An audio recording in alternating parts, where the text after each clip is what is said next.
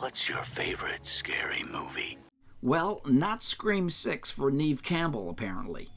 The Scream Queen who starred in the first 5 Scream movies in the lead role of Sidney Prescott, infamously turned down the offer to return in Scream 6.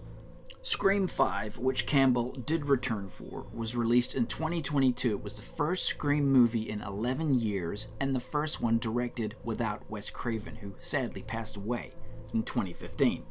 Scream 5 was a massive success, grossing $140 million at the box office, but all that was not enough for Neve Campbell to return, and here's why.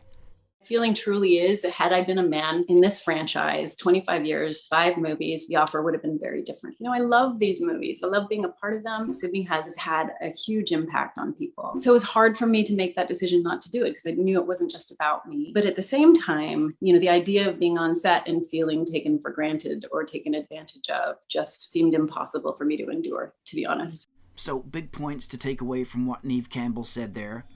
She said the movies were very important to her, they meant a lot to her, but in the end that she just felt undervalued. In other words, the offer that was made to her for Scream 6 was not enough considering how much she means to the franchise. And she said she could not go to set every day feeling that she had been taken for granted.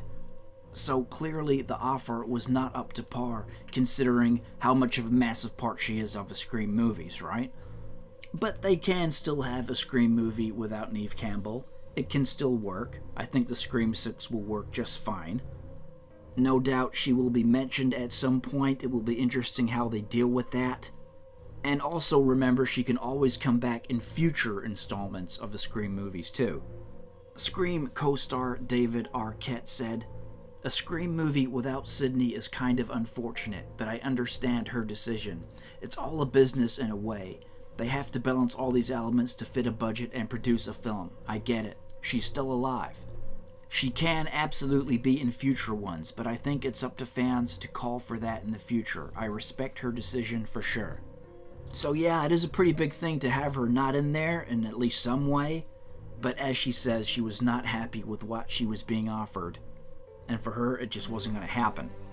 So there it is, guys. Be sure to drop a like down below, subscribe to the channel if you haven't already, and we'll catch you next time.